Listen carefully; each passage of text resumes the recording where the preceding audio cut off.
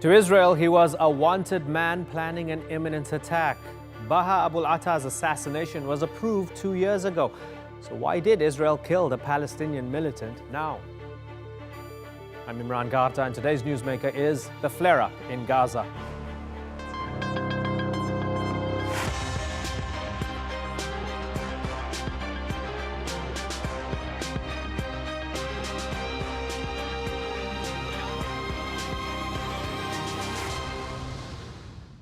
It's a part of the ongoing tragedy of this story that we've become accustomed to escalations between Israel and the Palestinians at any moment. This time, it was the killing of a top official from Palestinian armed group Islamic Jihad. An Israeli air raid in Gaza targeted the house of Baha Abu al Ata, killing the commander and his wife. This was a man high on Israel's wanted list. Prime Minister Benjamin Netanyahu called him a ticking bomb responsible for numerous attacks and a major obstacle to peace. For someone Israel considered so dangerous for so long, the timing of the attack and its subsequent predictable flurry of violence is questionable. Netanyahu's been locked in a spiral of electoral chaos with his job on the line. Did targeting Islamic Jihad just make it a little easier for him to stay on as PM? In a moment, I'll pose that question to an official from the Israeli government. But first, Adam Pletz reports. On Tuesday, Baha Abu al Ata, a military commander of Islamic Jihad in the Gaza Strip, was killed in an Israeli airstrike. In response, the Palestinian militant group fired more than 200 rockets into Israel. Many of them made it past Israel's Iron Dome missile defense system. Further Israeli airstrikes killed at least 34 people, nearly half of whom were civilians, according to Gazan medics. Around 80 Israelis were injured. On Thursday, Egypt and the UN mediated a truce. The retaliation was good. Our blood was not spilled in vain. About the ceasefire, we don't want our people to suffer more, because we are already under a tough siege. Israel controls Gaza's borders, coast and airspace, but for some, that is not enough. Calm in the region will be achieved only after the State of Israel embarks on a wide-scale campaign, as it did during Operation Protective Edge, after which this calm was maintained for over 3.5 years. Islamic Jihad says Israel accepted its conditions for a ceasefire. The terms are, first of all, end assassinations in the Gaza Strip and West Bank. End assassinations. Second, stop shooting at civilian protesters at the border.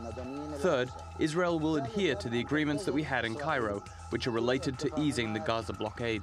But Israel says its rules of military engagement in Gaza will remain the same.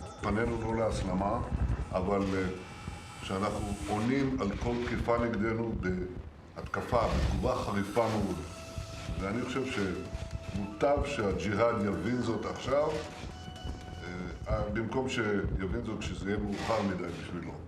In Israel, the military offensive seemed to take the spotlight off Prime Minister Benjamin Netanyahu's shaky hold on power. He's facing the prospect of losing office if his political rival Benny Gantz can form a coalition government. Israel has now mobilized tanks along the Gazan border, and some Palestinians are calling for revenge. We want a great response against Israel, and we want missiles being fired at Tel Aviv and Sderot. Hamas, which governs Gaza, did not fire rockets at Israeli targets this time around, but did condemn Israel's actions. Meanwhile, Islamic Jihad has unveiled a new rocket, which it used for the first time during this flare-up. Will Israel be deterred by increasingly powerful missiles from Gaza's militants? Or does Israel view them as a threat that must be urgently taken out? And was this Israeli operation motivated solely by security concerns, or could political factors have played a part in the timing? Adam Pletz, The Newsmakers. Well, joining me now is Israeli diplomat Roey Gilad. He's the chargé d'affaires at the Israeli embassy in Ankara. Thanks for joining us on the program, sir. Mission accomplished, said your Prime Minister. Was it all done to divert attention? Oh, yeah, thanks for coming. So, mission accomplished. Was it all to divert attention from the electoral chaos right now in Israel? Absolutely not. And even the leaders of Blue and White, Benjamin Gantz, says very clearly that what is happening now in Gaza reflects an Israeli consensus. Yeah, I know, but with that in mind, isn't it really interesting that at a time when the Prime Minister is drenched in scandal, he twice couldn't form a government, he's on the verge of losing his job democratically, you have a flare-up that has the unanimous support of the nation, and even his main opponent, Benny Gantz, can't criticize him because it's a military operation. It makes it easier for him to hold on to his job, right? No,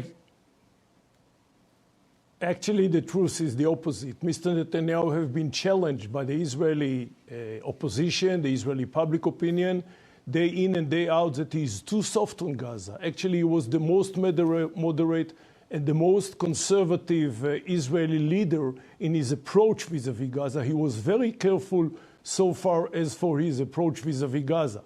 In this specific issue, the terror leaders that was brought down on Tuesday, Egypt made a huge effort. They invited him to Cairo between the 14th and the 17th of October last month.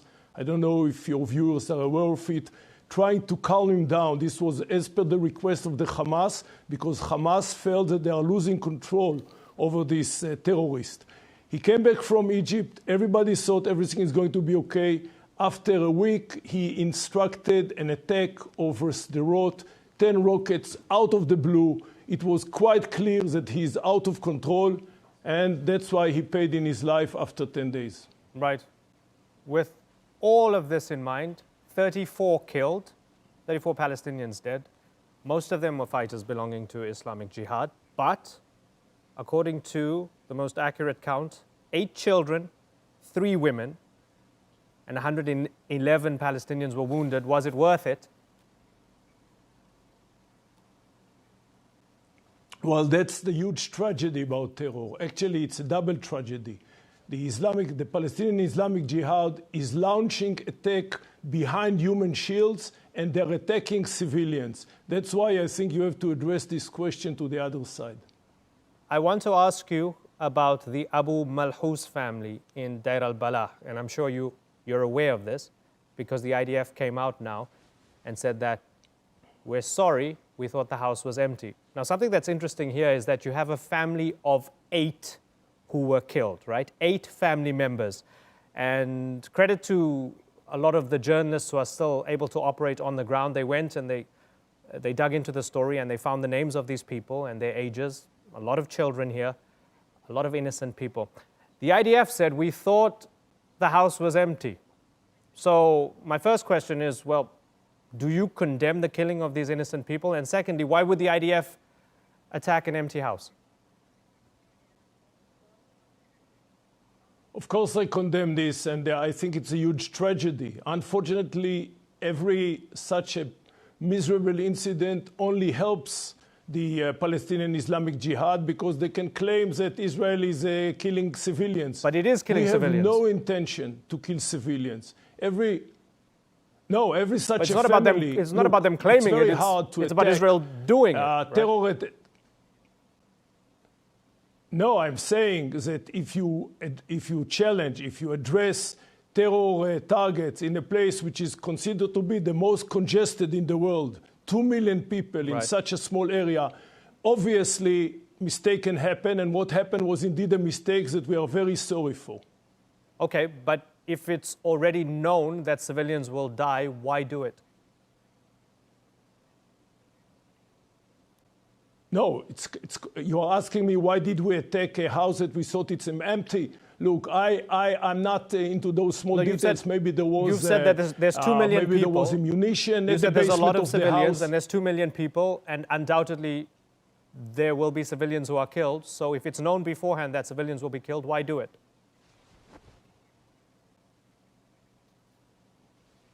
Why actually Turkey is operating in North Syria? A war against terror is a war against terror. And the alternative, as I told you, after this terror leader came back from Egypt, the Egyptians were under the impression that they've managed to calm him down. Hamas thought he's calmed down. He was an Iranian proxy that all what he wanted was to set fire in Israel.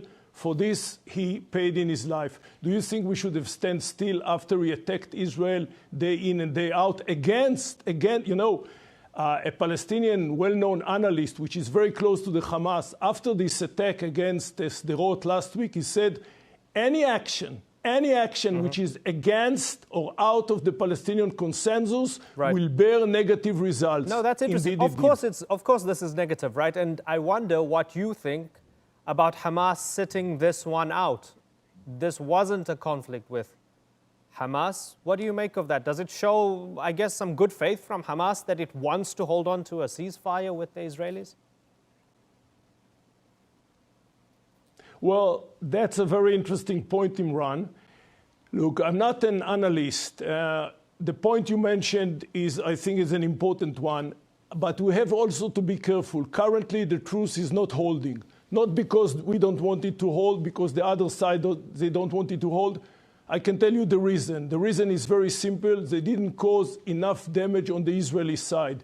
They don't have what is known as the victory picture. And they are looking to kill somebody on the Israeli side. But that's our the point, Iron right? Dome is doing our utmost to make Mr. sure Gilad, it will not happen. Mr. Gilad, that's the point, isn't it? You've just hit the nail on the head here. They didn't have the capability of conducting much damage on the Israeli side. We saw that after the killing of the commander, they unleash all their firepower, all their rockets. Not a single Israeli is harmed.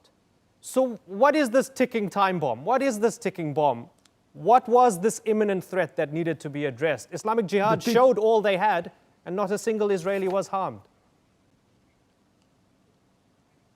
No.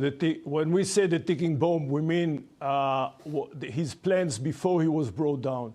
The ticking bomb is dead now. So you believe that he had something bigger in mind. What do you think he had in mind? Imran, with all due respect, I'm a diplomat. I don't have the mindset of a terrorist. But just to go back to your question, obviously about there must be some actionable intelligence about what the ticking bomb is. I'm posing to you that after he was killed, Islamic Jihad launched hundreds of rockets, right, across the border. Not a single Israeli was harmed. Iron Dome, by and large, intercepted most of them. You yourself, you've accepted that they don't have the capability to harm Israel. So I'm saying, what is the ticking bomb then? Did he have a nuclear weapon or something? What did he have? I think the fact that they didn't cause any damage on the Israeli side is an outcome, of our technological ability, but also you have to be lucky.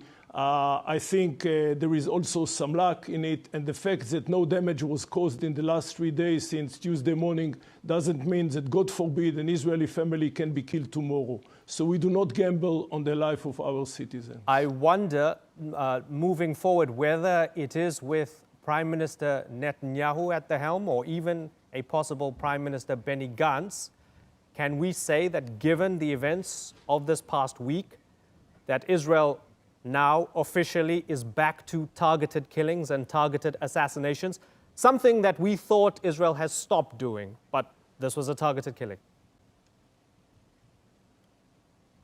No, we said that what happened on Tuesday morning is not the beginning of new era of targeted killing. At the same time, we do not commit ourselves not to use this tool in our toolbox in the future as well. It's a very nasty war. I think you should ask your commanders in North Syria. War against terror is a very nasty Mr. war. Gilad, Just as let's you leave neutralize it to the Turkish public to decide whether there are parallels or not. You keep on bringing it back to Turkey and northern Syria. I'm asking you very specific questions. Israel targeted a guy in his house. His wife was killed with him. This was an Islamic Jihad commander. I'm asking you very directly, does this mean that this policy of targeting these militants is now set to continue? Our effort to neutralize terrorist leaders, we have a toolbox. Indeed, we didn't use this tool in the last 3-4 years since the protective edge. It doesn't mean that we are going to use it often from now on. But at the same time, we can make no commitment to terror leaders that they know for sure that Israel is not going to use this tool in our toolbox. Our toolbox is very deep and wide, and we shall do whatever we need in order to prevent casualties among Israeli citizens, just as your government would do. Roey Gilad, thanks for joining us from Ankara. Pleasure talking to you. That's the view from the Israeli government. Let's get a different perspective now. We're joined by Ali Abunimah, co-founder of the pro-Palestinian website, the Electronic Intifada, as well as Gideon Levy, a journalist with the Haaretz newspaper. Good to have you both on the program. Ali, your immediate response to what you just heard from Roey Gilad? Well, it's the usual litany of talking points and lies and dehumanization that we would expect from an official apologist from the Israeli occupation. I think many people in the world have seen the reality, which is that Israel launched an unprovoked attack on Gaza. It shattered the ceasefire that existed, such as that it was. It killed a man sleeping in his bed and his wife, one of the most cowardly things I think you could do. And then in response, after Palestinians responded with retaliatory fire, Israel went on a rampage of killing civilians, which is what it's good at. You mentioned the Abu Malhous family, but you didn't mention the Sawarka family, where they killed 8 people in their house. And then the occupation army said, oh, whoops, sorry, mistaken identity. They thought that there was someone else in the house, and it was a completely different family, and they just executed the entire family in their own house. Can one imagine the world's reaction if Palestinians killed an entire Jewish family sleeping in their beds? The entire world would be in uproar. The UN Security Council will have met. But the fact is, this occupation regime murders Palestinians routinely without any response. Also missing from the context of the occupation diplomats' comments was any context. He referred to Gaza being one of the most densely populated places on earth. Why is that? More than 2/3 of the 2 million people in Gaza are refugees whom Israel prevents from returning to their homes and their lands solely and exclusively because they are not Jews. If Palestinians in Gaza were Jews, Israel would tear down the walls, tear down the watchtowers, withdraw the snipers who have murdered more than 200 unarmed protesters in the last year and a half, and invite them to come home. But because Israel is a racial apartheid regime, Palestinians are caged in the Gaza ghetto under blockade. Ali, I want to ask you, solely and exclusively because they are not Jewish. Ali, I want to ask you if there's something to read into the fact that Hamas sat this one out. And there have been some reports to suggest that Hamas perhaps wasn't too unhappy about the fact that this particular guy was taken out because he was seen as a bit of a renegade by both Hamas and Islamic Jihad, that he did not want to adhere to a ceasefire right now, and it was not in the interests of the Palestinian people in Gaza what he was planning to do and what he was doing. What do you make of that? Well, I'm not going to respond to Israeli propaganda talking points and lies about the ticking bomb. The so-called ticking bomb story has no basis in international law. There's no such thing as a ticking bomb. It's an excuse for Israel to carry out extrajudicial executions, and this was an unprovoked extrajudicial execution of a man sleeping in his bed, killing himself and his wife. Now, regarding Hamas, what we read in the Israeli media is that it was actually Israel which sent messages to Hamas saying, you know, if you don't attack us, we won't attack you. So what that tells us is that Israel is the one that feared Hamas joining in the retaliatory strikes because Hamas doesn't have, and neither does Islamic Jihad, have an offensive military capability with regard to Israel, but they do have a fairly significant deterrent and retaliatory ability. And it was Israel's choice by carrying out this unprovoked attack to subject its citizens to whatever days of chaos and disruption that they experience, having to go to shelters. But that is a fraction of what Israel is imposing on Palestinians every single day. I want to bring in Gideon Levy here because, Gideon, I want to ask you if, for you, this idea of Netanyahu wagging the dog during this electoral chaos applies. Does it check out that he decided to do this along with his generals because it was politically expedient?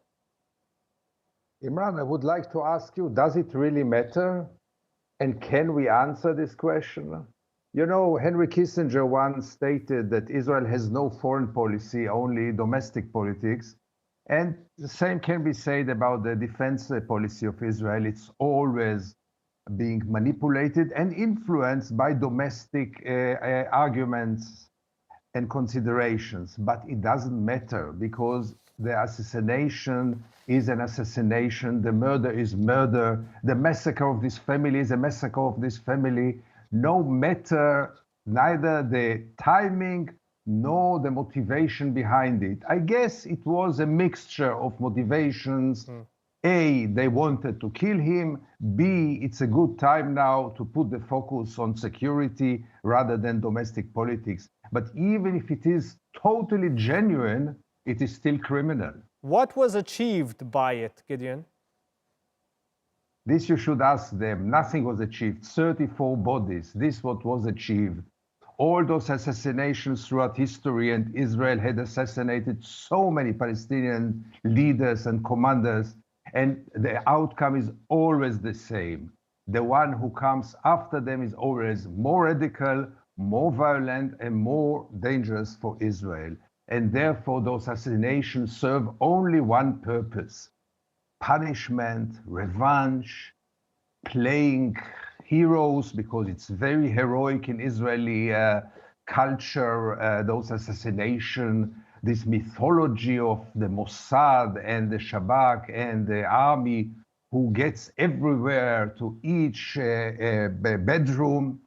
Finally, by the way, on one hand, they know exactly where everyone sleeps, and on the other hand, they claim that 8 people, a family of 8 people, they thought that the building was empty.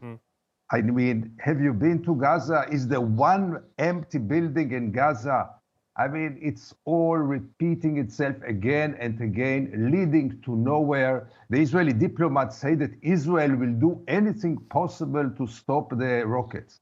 No, Israel never did what should be done to stop the rockets, namely to put an end to the siege. That's the only thing that Israel never tried. And therefore, Israel is doing nothing to stop the rockets, because this will never stop the rockets. Ali, is it only going to make things worse within Gaza? Well, I have been to Gaza 5 years ago, and things were pretty dire then. Since then, things are much worse. And we should talk about Gaza, not keep talking about the occupiers. Let's talk about Palestinians in Gaza. The UN said a few years ago that Gaza would be unlivable by 2020. That's weeks away. But for most people in Gaza, it's already unlivable. Because of the Israeli siege, because of the occupation, unemployment is over 50%. In the year 2000, just 80,000 Palestinians in Gaza were reliant on food handouts from the United Nations. Today, that number is over 1 million. More than half the population is reliant on food handouts.